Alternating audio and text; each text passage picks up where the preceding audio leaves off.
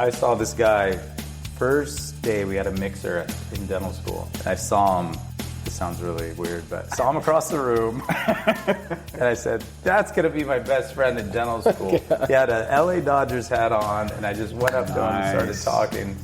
And it was just, I don't know, like, the law of the universe. In this episode, you'll get to know Doctors Saam Zarrabi and Yahya Mansour, the entrepreneur dentists. And you'll hear the story of how they went from being friends in college to building one of the most successful dental chains in the world. I'm Dave Crenshaw, and this is My Success Project.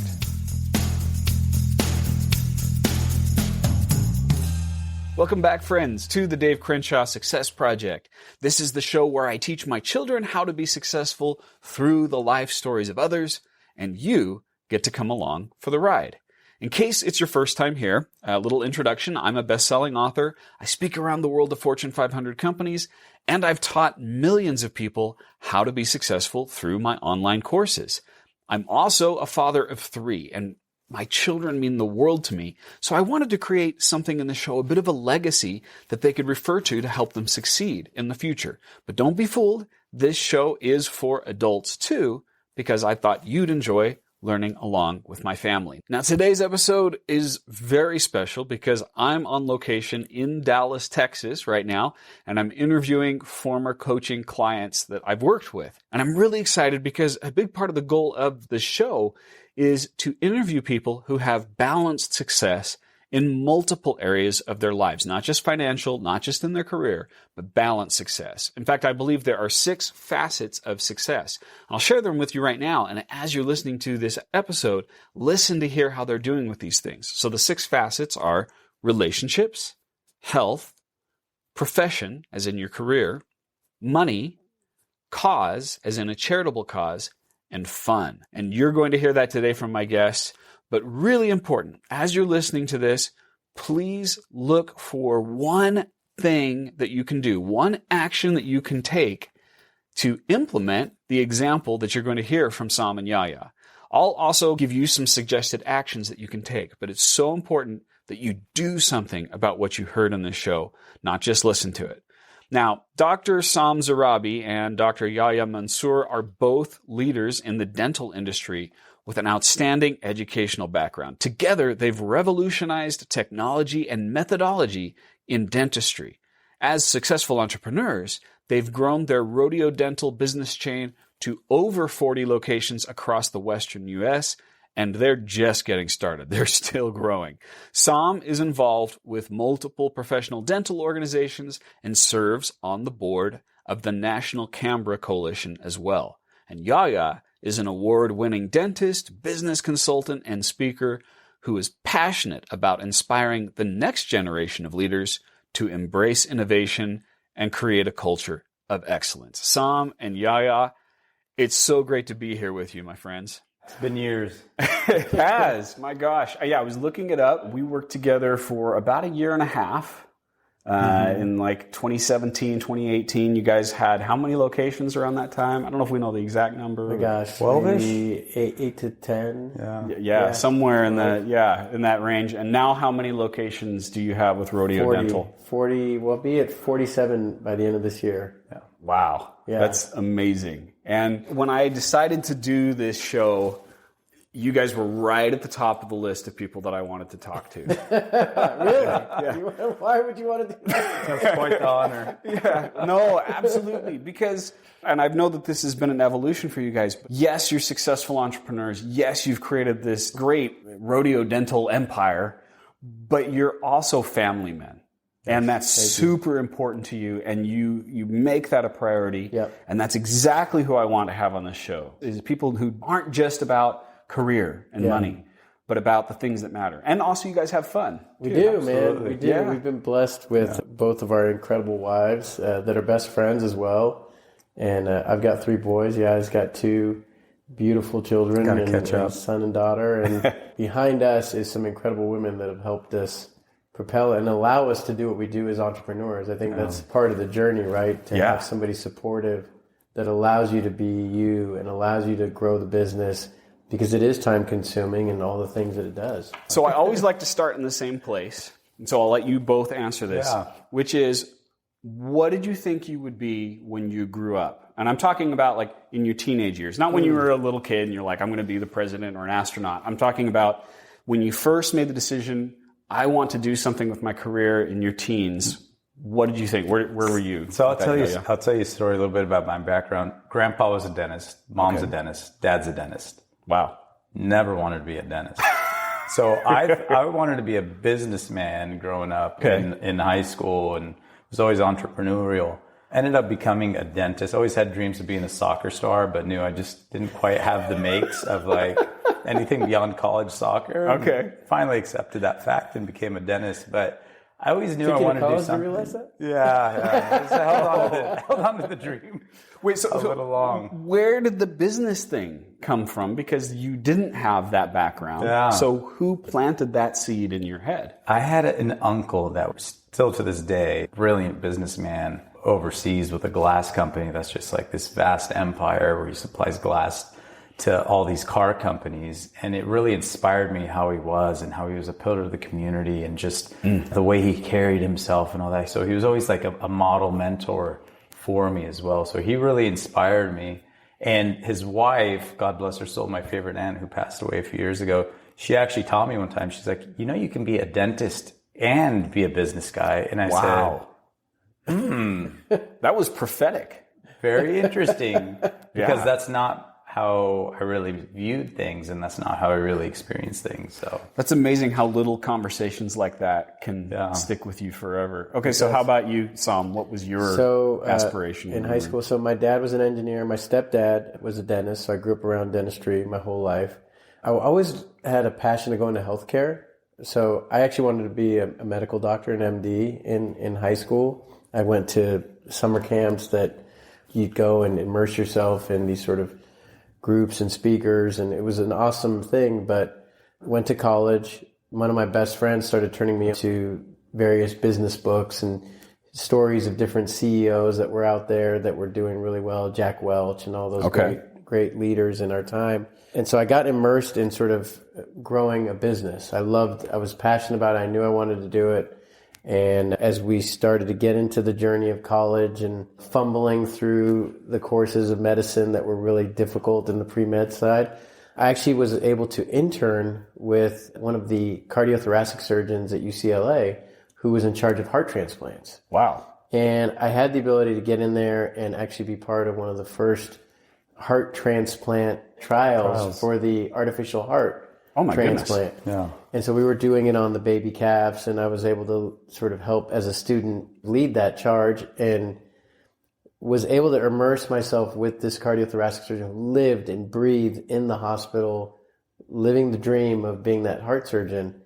And that was eye-opening for me because I realized that's not what I wanted to do in that moment. And that was tough to swallow. You know, that's so important, though. That's something I talk to my kids about, which is you want to have a variety of experiences while you're still young. Yeah. Yes. Try lots of different things. Mm-hmm. It's okay to be unfocused in the beginning, because then that gives you a familiarity with what you really want to do. I saw the passion. I loved what he was doing. It was awesome. Learned a lot. Was in the midst of one of the coolest trials that were probably happening in the country. I didn't realize at the time, but now I do. And I realized that I still loved healthcare, but I wanted to do something different within it. I wanted to have a piece of that entrepreneurial spirit. And being within the confines of an MD in the hospital system, I felt like that wouldn't be my ability to do that. But okay. So what was the point where you switched to dentistry? It was dentistry, right, that you switched to?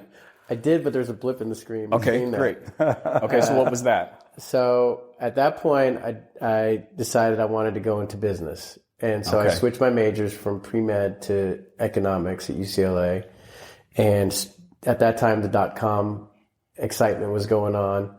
Partnered with my buddy who had this amazing idea of, hey, let's create, at the time, there was no social media channels or anything, but let's create a channel where we can express ourselves through video, photos, and sharing. What year was this? This is in 99. So pre way Facebook, before. pre-YouTube. Internet just came out. Reality TV was just started. I still have the business plan. I'll tell you, you'd love it. Oh, yeah. And I literally talk about how reality TV has changed the dynamic of how media is absorbed, and we had some friends and mentors that helped us write the business plan. We actually raised friends and family money to kind of kick it off, and the whole premise was we'd have to prove that it would make money because .com at the time. And so my buddy was also a promoter of concerts, and we started to prove if we can throw concerts and use that as a way to market the business, then the internet site could be profitable and we can drive this thing to grow. Oh, that's fascinating. It was until we failed at throwing the concerts. And our first show was actually ludicrous and mystical in Kansas City. I dropped out of college for about 2 years. We moved to Kansas City for 3 months. I was producing this show. I was the marketer, producer, all of the above of this 8,000 seat concert.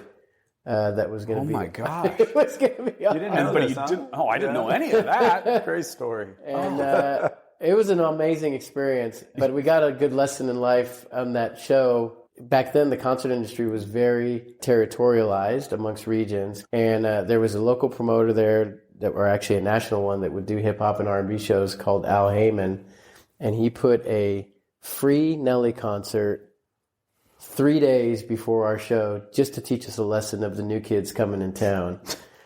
And it nuked us. I mean, our radio spots got moved from during the day prime time to overnight, and it crushed our show. I mean, we didn't even break even. We lost. Came back with our tail between our legs, and ended up throwing a couple more shows, but realized the music industry was not for me long term as a good play at 19. You were promoting the wrong band. So here's what you guys don't know. I don't know if we ever talked about it. During that time, right around that time, that's when I was trying to be a rock star. Oh, really? Yeah. I had a band. I played keys. Our bow was behind the wrong arrow. Exactly. This whole story would be different if we had known each other. Okay, so let's pause on that story. Yeah. Let's go back to yours. Yeah. So, and I just want to establish something. You started business first. Yes. You started dentist first. I started business major first, and then I switched to dentistry. He started healthcare first.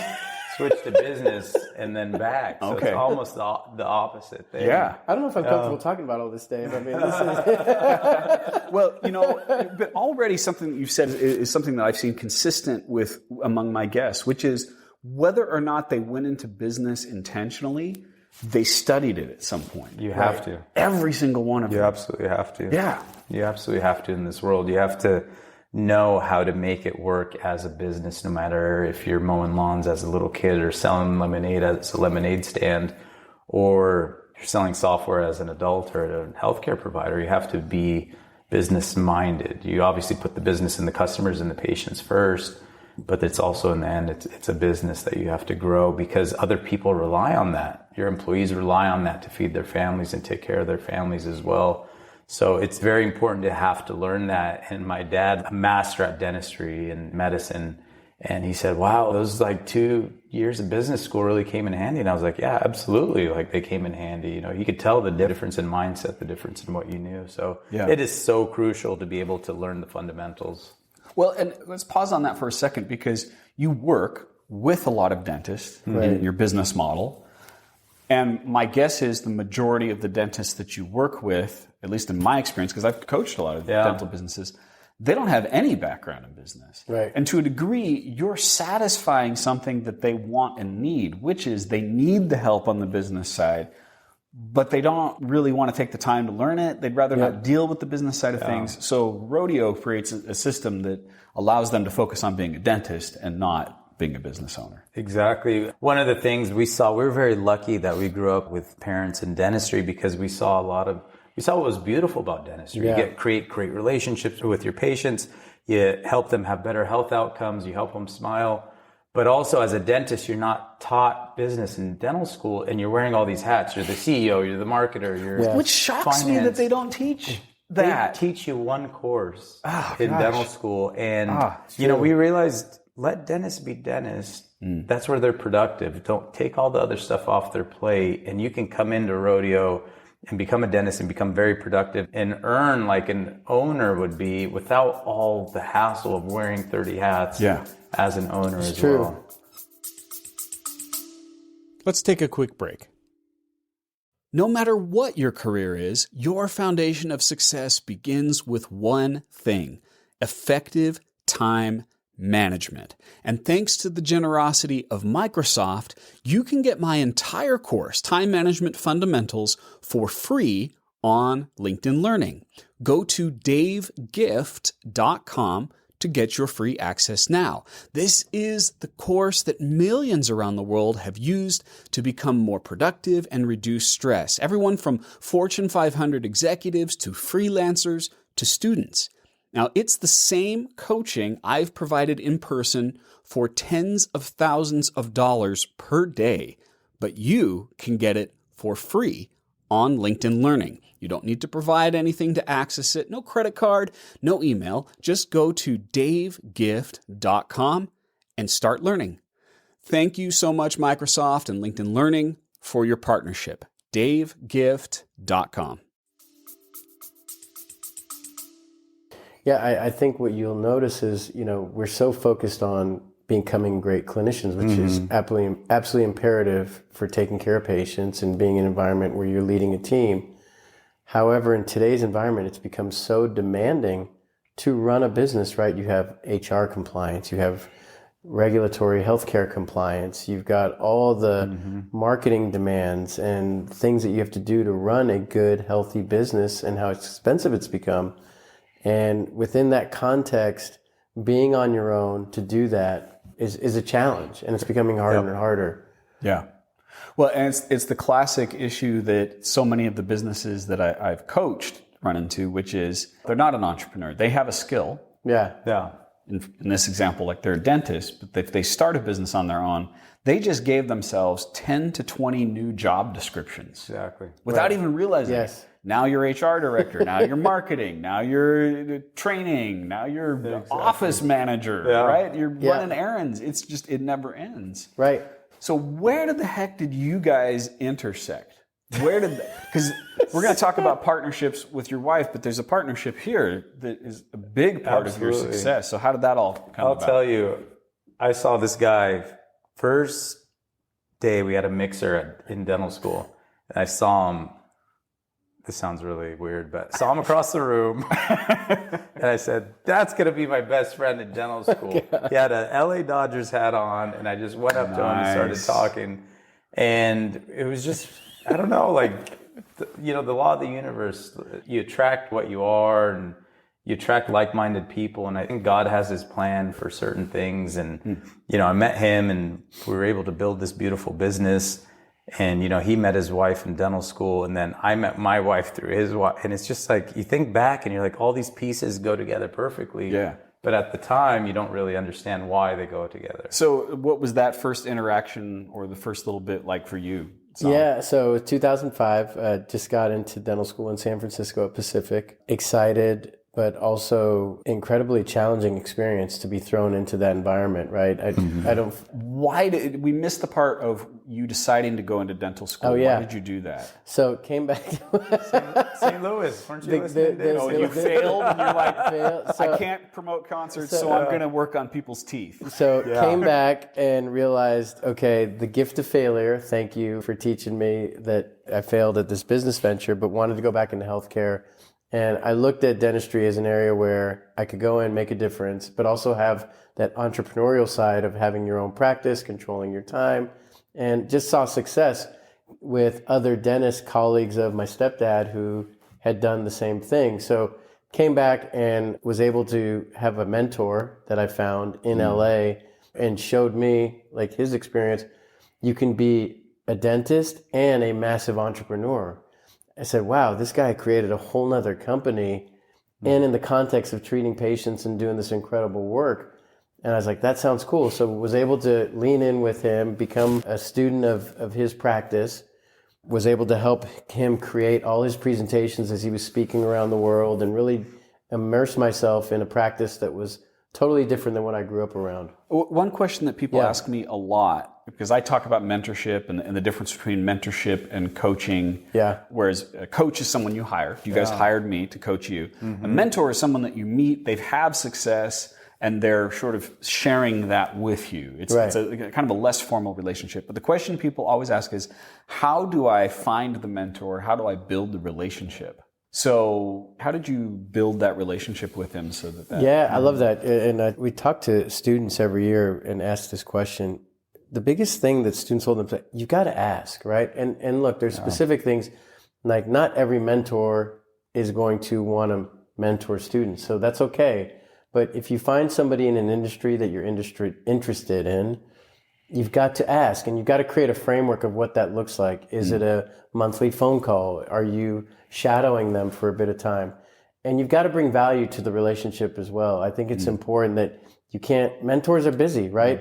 They're normally successful people that have busy jobs. They're on the phone, email all day, dealing with day-to-day stuff. So how did you add value in this? So in this particular case, what I found when I shadowed Bill at his office, I noticed he was on the first day, like I was leaving, and I was like, dang, this is my only chance to watch this. He had 2 suitcases he was carrying to go speak to a bunch of dentists in Europe that were filled with carousel slides, the old school that you stick in the... Remember those? Yeah. So he was carrying around 3,000 slides to go do this amazing lecture around cosmetic dentistry. And I was like, I just done all this presentation for business, raising funds for the concert business and doing presentations. I was like, dude, we can convert that to digital, right?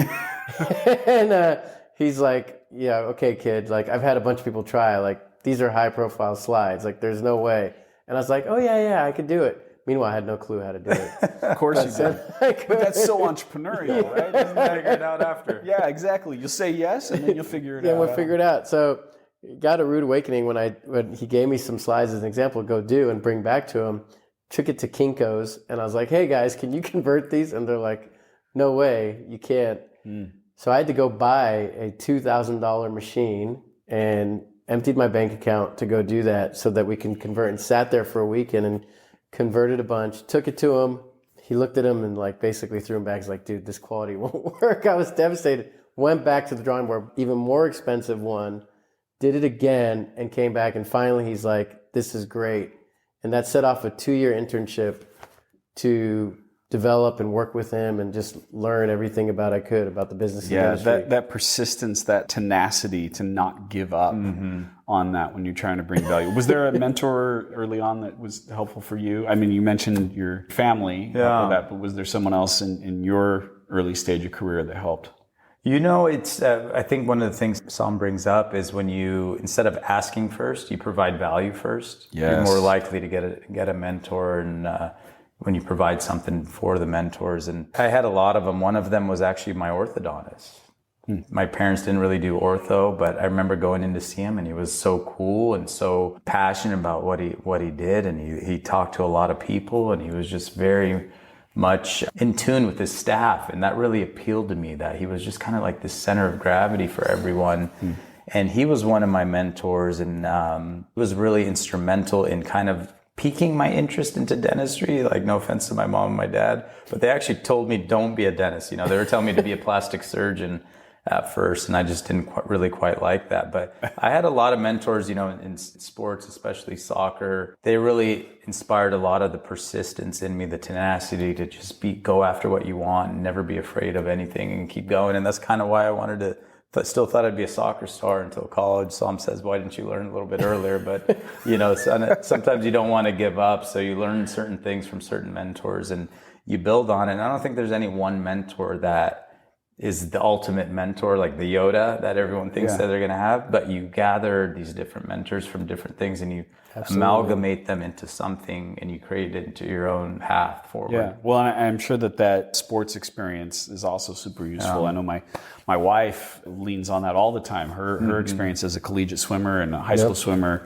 it gave her an unflagging work ethic and the ability to just work hard and get up early and do that sort of thing.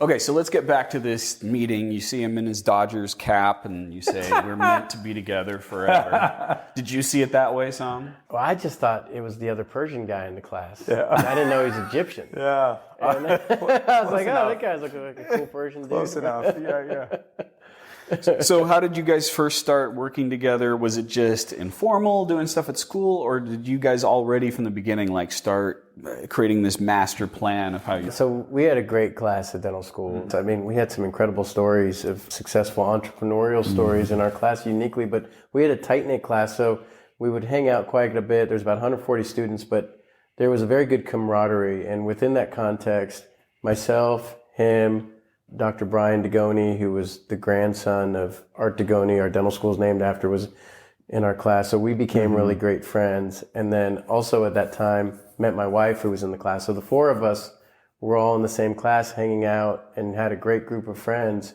And you go through this journey, right? Your first year of school is grueling, maybe one of the worst years of my through our life, because it is so intense, it is so demanding, and you're failing at the highest level of academics that you've always normally done pretty good at to get there, and all of a sudden you're knocked on your butt. You go through battle together. I mean, there's one quarter we had like 13 finals in 3 days, something like that. I mean, it was like it was a haze. Oh my goodness. So going through that, you create like this band of brothers almost, you know, because you've been through hell and back together. But also, Saam and I, we were on the clinic advisory board together, which we represented our class for running the student clinic, which me and him kind of looked at like, oh my God, like you're trusting us to do that. But it also taught us the sense of empowerment to people in the humanistic way that the Degoni School teaches you how to do. And one thing we've carried forward for Rodeo Dental, because we were in there and it really challenged us to level up to another level that we weren't used to of responsibility. Imagine we're advising on how the clinic is run, this world-class dental clinic, world-class university that other universities pay for in other parts of the world for them to come and advise on. And we're helping that advisory committee. And then I think were you president of the aesthetics study club? Yep. He was president.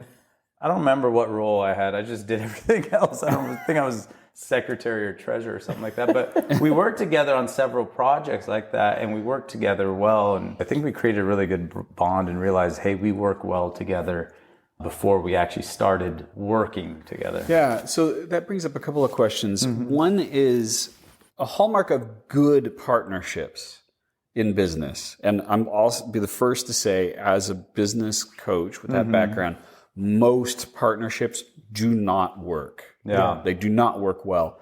So 2 questions, and we're kind of jumping ahead on the story, but that's fine. Was there a natural sort of division of labor that happened between you two?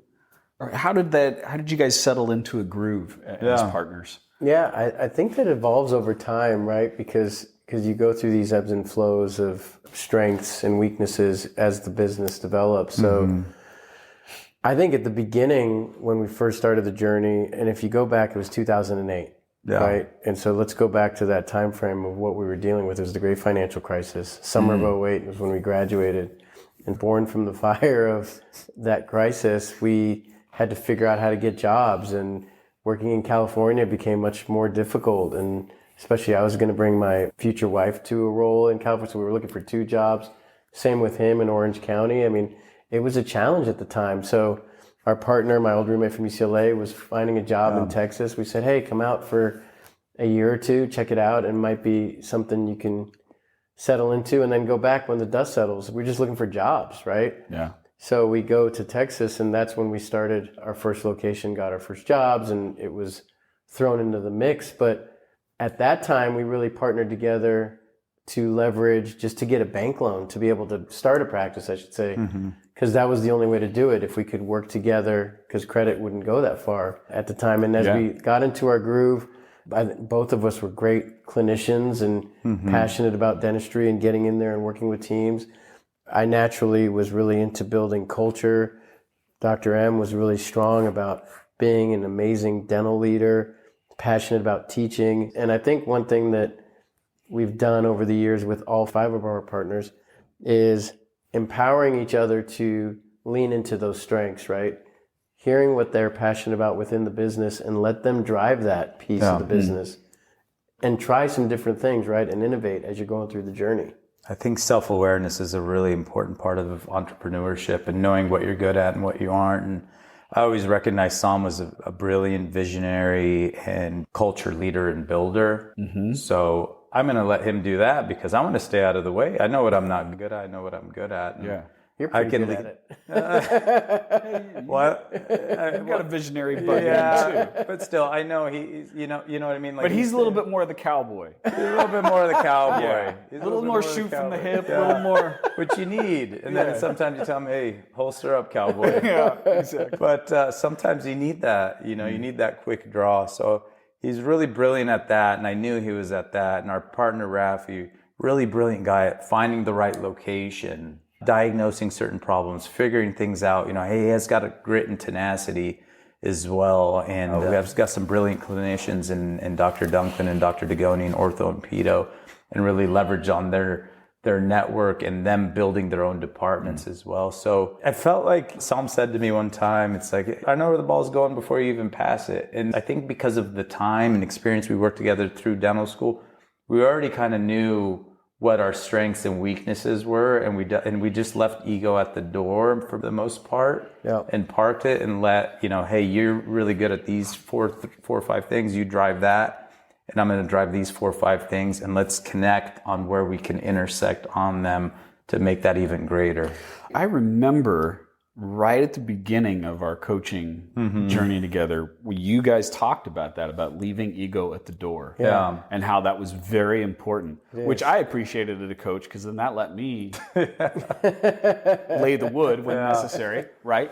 But that's so critical, because I think a lot of people don't want to show any weaknesses. They don't want to admit that there's something that they're not good at. But in your case, you're using that as an asset. You're saying, look, this isn't what I'm good at. This is what you're good at. I'm going to let you do that. I'll focus on the other things. Yeah. And I really think that the pathway to success is about avoiding your weaknesses and then just emphasizing your strengths. I think one of the things Saam and I really have in common is we're contrarians. Like, if somebody says dentistry is boring, like, no, we're going to make it fun. You know, if somebody says X, we're going to say Y. And one of the things, you know, most people in our profession have some ego. Even yesterday we were in a meeting, one of the dentists said that.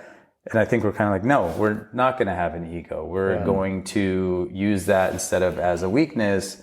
We're going to use it as a strength for ourselves and really flip the script on everything. And I think contrarians have that mindset, and it becomes a really big asset because you're able to feed off each other's strengths. Like, it's really that self-awareness is critical. So you've used the word twice now, and I think some people hearing it don't know what you mean. And I think it's a great word to explore. So contrarian, when you're saying that, what do you mean? Is that also part of the way that you operate, Saam? When it comes to partnerships, or would you say in general? In general, yeah. I think as the entrepreneur in me is, I think a lot of times the contrarian, right? To go against the grain a bit. And especially in dentistry has gone through so much change in the last 20 plus years, where we've gone from the mom and pop cottage industry of healthcare to consolidation and the large group practice and the DSO model.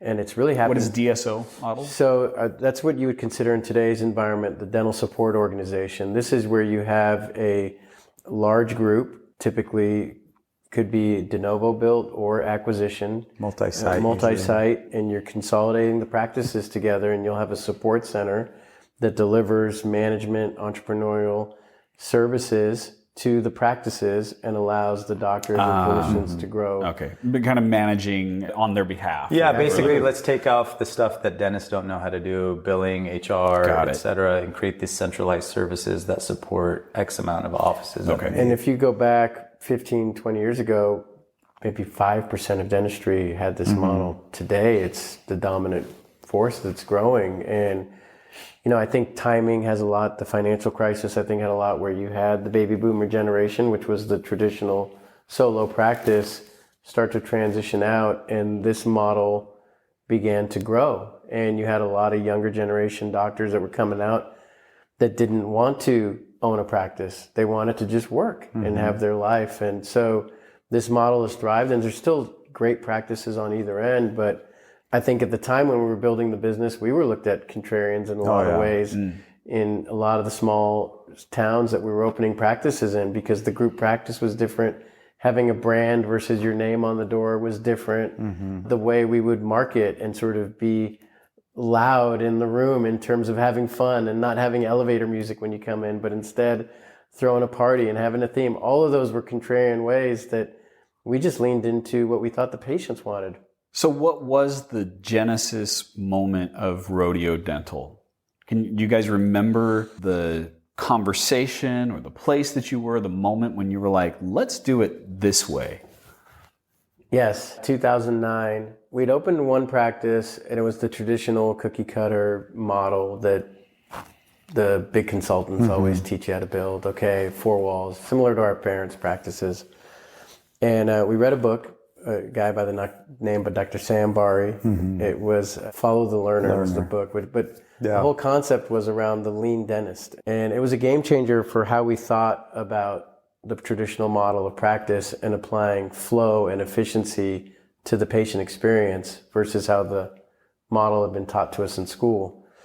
In doing so, it opened our eyes to, hey, if we create a group practice and build a lobby in a retail setting, and kind of seeing how this was growing, we built that first location by the famous stockyards in Fort Worth, where the rodeo is held. Oh, and, it's a cool spot. That's the genesis of the name rodeo. Oh, that's fun. Is he came up with it because the stockyard is very old Western, and us being California guys going to Disneyland all the time, it reminded him of Frontierland. It was like, I loved it. It just had the awesome vibe, and everybody's friendly, and it was just, we go to lunch there all the time, and we just loved it. And so we thought, why not rodeo? It's I want to highlight that for just a second, because the best brands, the best marks are visual and tactile, and even if you can like associate a smell with it and a feeling with it. And rodeo is just so full of imagery, right? Yeah. And you guys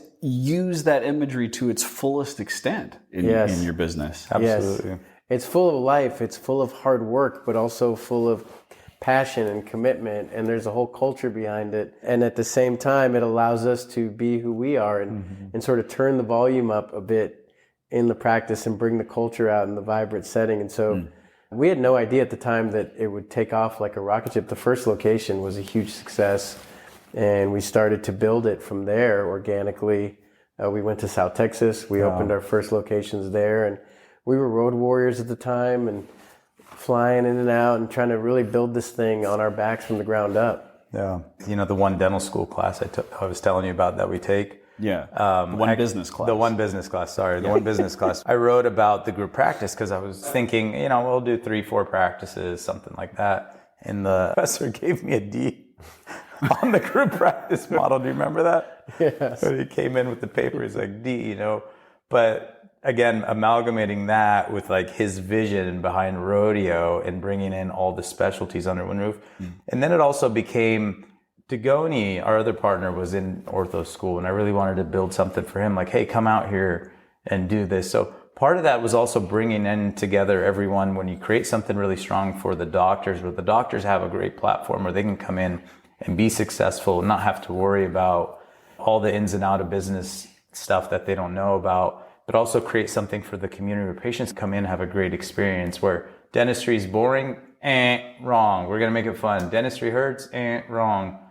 We're going to make it painless. And then create something for the staff where the staff can come in and be part of this great culture where they have fun and they have a career path and they can be part of a mission-driven company. When you have those 3 pillars of doctor, staff, and patients, that's when he says it was a hit. That's why it was a hit, is that we were able to recognize that and put that together. And part of that was our experiences learning from other, not just dentists, but other non-dentists, from learning from other companies. True. He's really good at that, at learning from other companies. But even when I was learning in business school, study cases and case studies on other businesses really helped us put all these things together to create a successful practice. Okay, so you guys talked about it in the beginning. I want to come back to this now, because we've talked about the partnership that you guys have with each other. But a big part of your success, and the reason why I want to interview, is that it's your family too.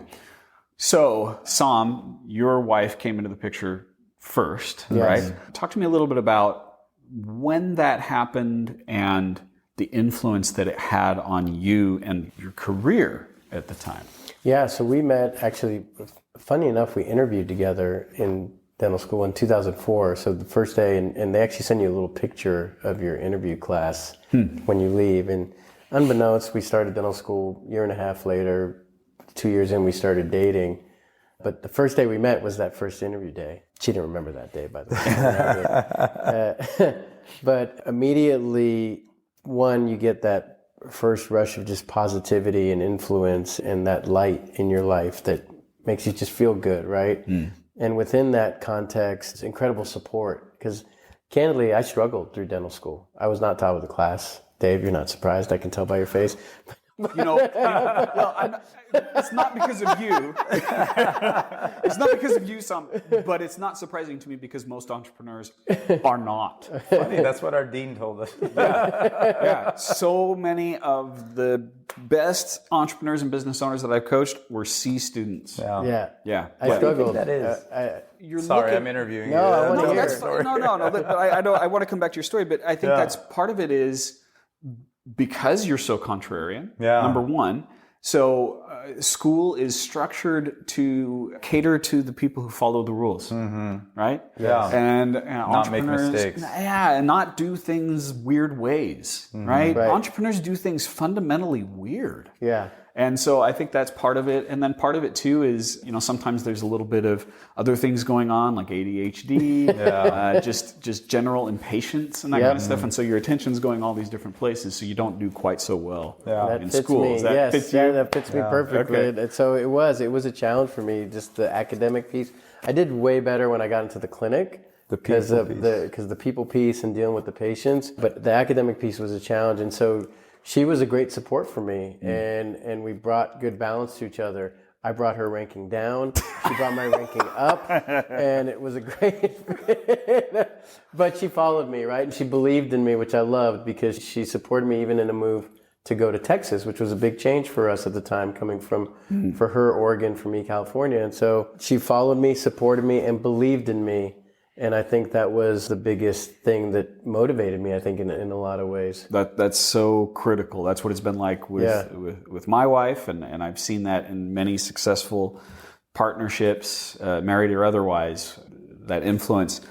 What influence does she have, and what influence do your sons have in the way that you structure work? Well, the cool thing is she's a dentist, right? And she's a practicing dentist. Okay. And so a lot of people are like, oh, you talk about, well, I think it's great because we get each other. And she understands the practice culture, the challenges of being in the chair, but also gives me great perspective on the different perspectives of the practice, right? So the balance of the dentistry, but also supporting me in growing the business, because that's a big thing. It's demanding when you have to take time away and be that entrepreneur and do the late nights and be at the office and all those different things. So I think giving me that ability to build the business in a time where we can be busy and you got the demand of kids.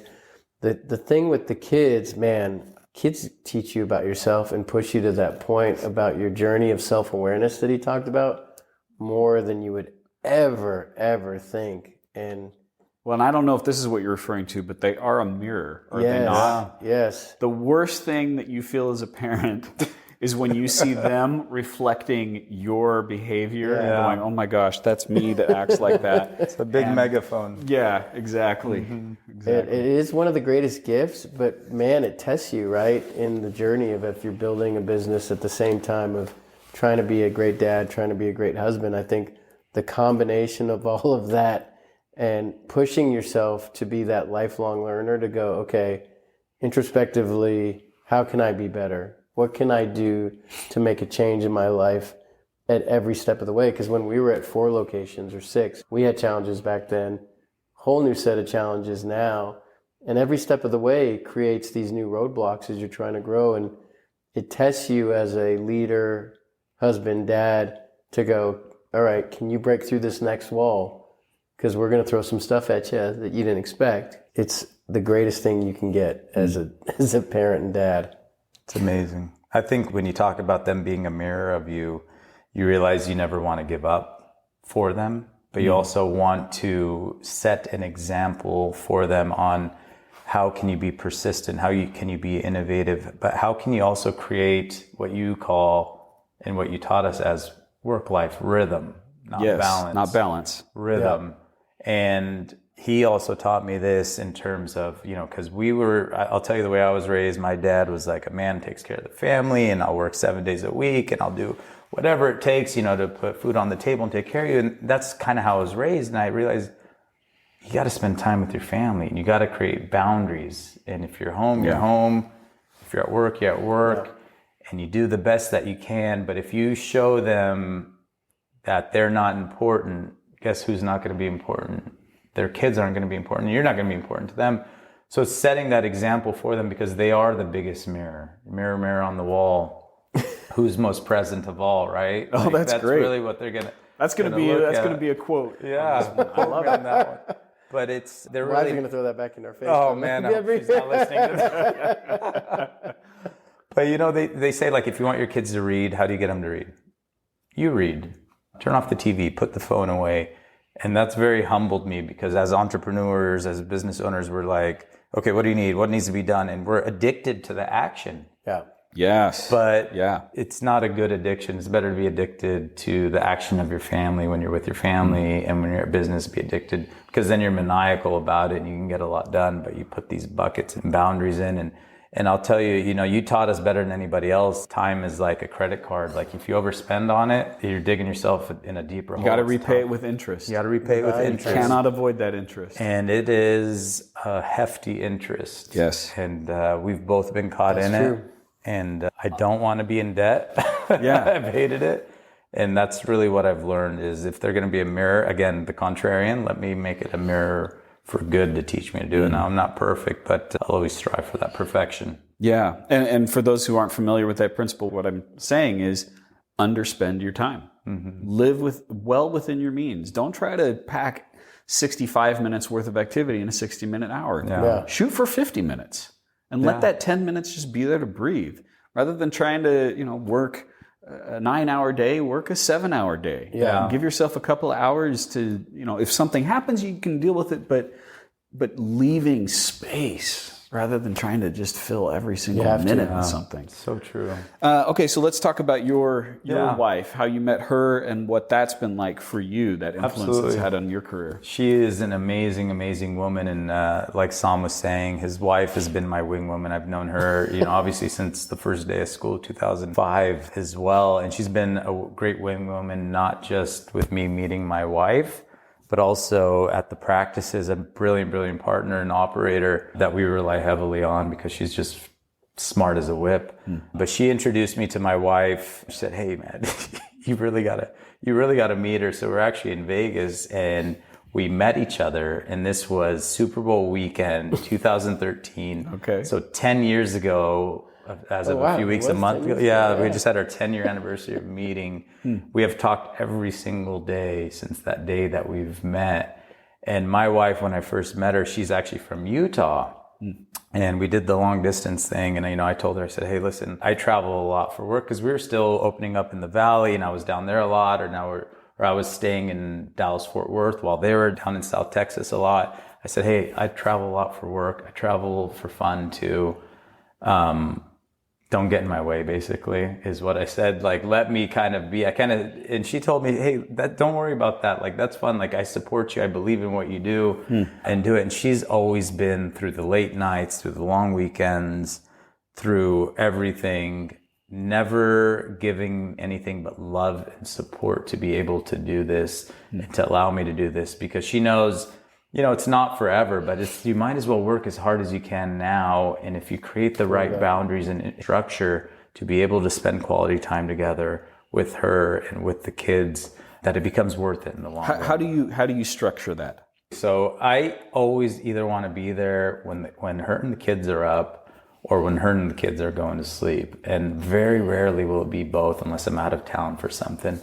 But I'll actually block off the time. I'll go in there and I'll block off the hours. If I don't have anything that's what I call mission critical at work, I'll block off the hours to be there, to be home, to be present, and to do an activity with them as well. Even if it's simply going for a bike ride or going for a walk or reading a book with them as well, or having a date night. Like, we plan our date nights. It's not very romantic in terms of the structure, but hey, you got to create a system for it, right? And then the date night becomes romantic. Exactly. Yeah. You create the space for the romance to occur. But if you don't have that in the schedule, you got to put it in the it schedule. probably won't occur. Yeah. The scheduling part isn't romantic. Yeah. Well, I think you're right. I mean, one of the first things you showed us was that template, that system, right? That was one of the first times in my life where I actually documented, and you start to write down all these things that you want and how much you want to plan, and then all of a sudden you write it down and you're like, wait a second, this is literally humanly impossible. I think your joke was, you've got 9 days here planned and 7. Yes. And it's like, and then you see it visibly and you're like, oh my God, what am I It's the truth of time. You confront the truth of time, and you cannot fight the truth of time. Exactly. And then you write that down, and then you see, oh my gosh, I'm putting 90% into work. Where's the time for the ones that I love, my family, my wife? And then where's the time for myself? And so as you start to write down those principles and you start to build out the framework, then it's building muscle, right? Yeah. Our team that we work with always says crawl, walk, run. So at first, you're crawling, learning how to use the calendar, putting the time, making it intentional. And then that muscle starts to build. And now you've got the framework that you can build on top of. Yes. Talk to me about systems. What role do systems and processes play in the way Rodeo does things? Everything. Everything that's important has a system, and everything is important. Okay. I know how I define it. Yeah. How would you guys define a system? So, first of all, what are the resources you need? What's the processes you need? And is it documented? I was going to say, document it. Yeah. It's got to be documented. Sounds familiar. Yeah. And very simple with the results defined on how you want it. Yeah. Simple is key. Yes. Sometimes you get the analytical mind and they're so excited. Yeah. I remember I coached one guy. I went into his house. I can't remember what his business was. And he showed me this manual that he had written for his small business. I mean, it was the binder 3 to 4 inches thick. Yeah. I said, that's impressive. Yeah. When was the last time you looked at that? Yeah. And the answer was never. Because it's too complex. So you guys write simple systems is what Simple systems, I think, is the key in defining. So for us, it always started with the initial patient journey, right? Really mastering the basic journey of the patient and the families that came in just to see general dentistry. And then we started to laterally expand service lines, ortho, pediatric dentistry, oral surgery. And throughout the years, each one we would get better and better at defining and refining. And we use a principle that's very important called continuous quality improvement. So every step of the journey that we're measuring and studying, we're always looking on how we can make it better. And looking at it internally, externally, and trying to make those improvements throughout. Fantastic. Yeah. All right.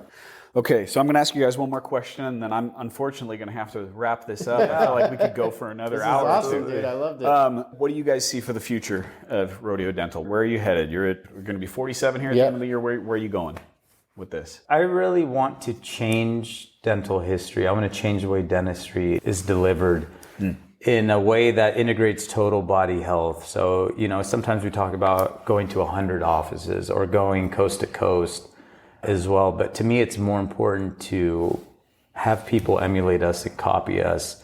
I think we are best in the world. Actually, I know we're best in the world in bringing together a lot of patients into one office that has a lot of different specialists. I don't know anyone else that can do that. And I want to continue doing that as far. Now, what states and how many offices, I don't quite know. But I know what I want to deliver is the best product in the world. I want to be best in the world at that and create something that's really built to last. All right, Saam, what do you see for the future of? I agree with Yahya. I think I couldn't be more excited about the future of dentistry and where it stands today. I think to be able to build a brand and have an opportunity to change an industry and bring a delivery model that hasn't been done before, it gets us really excited. I feel like we can take our brand across the country, around the world, if we have the right systems and people in place to make it work. So to be able to get up every day and to be able to change our patients' lives, bring in systems, and ultimately change the perception of dentistry, which not just for hundreds of years, if you look at the history, thousands of years has had a bad view. You know, historically, even in the days of ancient Egypt. I knew you were going to bring that up. You know, the dentist, you believe it or not, Dave. Ancient Persia. The dentist would walk around town with teeth hanging that he or she had extracted from like oh my gosh, I don't even know, like a string belt. And the more teeth you had on your belt, the better dentist you were. This is right? in Egypt? Yes. Oh, man. Dr. Ayub would teach you about this. Yeah. And can you imagine, right? Some guy walking around in the street and he's got all these other people's teeth hanging, and that meant he was a great. I mean, so just the visual experience and the way it was done in the past with the clunky machines, almost thing. The knee on the chest. Looked like an electric chair almost, right?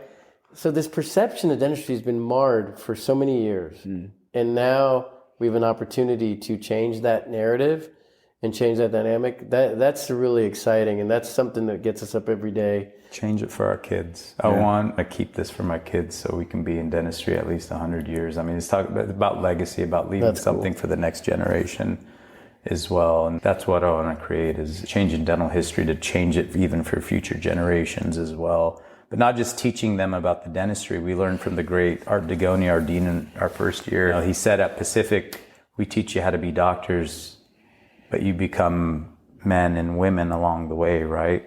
And you learn how to be a pillar. He taught about being a pillar in the community, being a family person. He had 7 sons and daughters, and I don't know how many grandkids and how many great-grandkids, and left this legacy to this day. He passed away when he was 94, but he really taught us about that. And it's about thinking beyond us, something built to last that's a legacy for future generations as well. You know, I never met my grandpa, but I'm still very proud of him and what he's done and his name and reputation among the community and my family members that still know him and talk about him as well. So it's about something bigger than ourselves, really, that maybe can't be quantified, but will definitely go down in history. I love it. And I think that's a natural progression for people who have achieved success is you're developing the career, and then you grow the career to make money. Yep.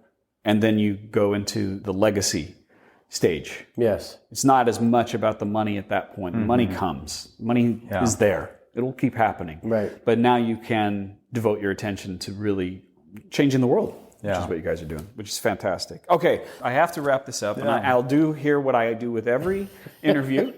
People who are listening to this, they might go, "Well, that's them, right? That's not me. I can't accomplish that." But what I want to do is break this down into bite-sized pieces, something that someone can do today or tomorrow. I've got 3 that stood out to me. Yeah. I'll give each of you an opportunity to share one. Remember, we're looking for something that anyone, no matter what their career is, no matter where they're at, they can do something about it. Okay? So the first one that I picked up on was that concept of mentorship. And I really like, Saam, what you said, because everyone is like, they say, well, how do I find a mentor? I love that idea of giving first, looking for something that you can provide, value that you're adding. The number one value of my business, by the way, is give first. Right. So if you're looking at someone and you say, I'd like that person to be a mentor, like you said, ask. You got to ask. But think, what can I do for them? Yes. Without payment, what can I do for them? And if you can give value to that person, you're going to make that mentorship much more likely. 100%. Okay, number 2, know your weaknesses. Stop trying to do things that you're not good at doing, and accept the fact without ego that you're weak at things. Yes. Yeah. Yes. And that's good. So take an assessment of yourself, do an inventory of yourself. In fact, I have a course on LinkedIn Learning. I love that Little course. plug here. Discovering your strengths, and that will help you look at that. There's also another one where I talk about weaknesses and turning weaknesses into strengths. And then the last one, boundaries. The importance of establishing boundaries, of creating a work-life rhythm. And so with your family, you're saying, here are the hours that I'm going to be there. This is when we're going to have a date. You put it in the schedule, you make it a priority. And wherever you're at in your career, even if you don't have a family, you can say, I'm going to create a boundary for myself. Yes. I'm not going to work these hours. Yeah. I'm going to leave these alone. Even if you're really hustling and you're going at it, Yes. leave room for yourself. Put it in the schedule. Absolutely. You got to have a good support group too. I think having a good mastermind group or a group that can give you the feedback, right? You sometimes as entrepreneurs or successful leaders, You need to have somebody that can shoot you straight and give you the feedback, the gift of feedback, so that you can take it and learn from it. That's a great one. Find a mastermind group.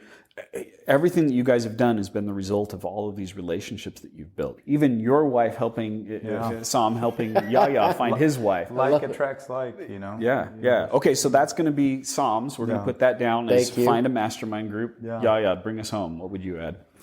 You know, I really think making sure that you keep your word is important. And whether that's keeping your word to yourself. So like you said, even if you don't have a family, if you say, hey, I'm going to go to the gym at 8 p.m. to 9 p.m. every night or whatever it is, you keep your word. Nobody's watching you. You don't have a family to hold you accountable. You don't have a coach. You don't have it, or maybe you have a trainer, but you don't have anything. But to yourself, you know you kept your word. If you have a partner, you say, you know what, I'm going to get this done, come hell or high water.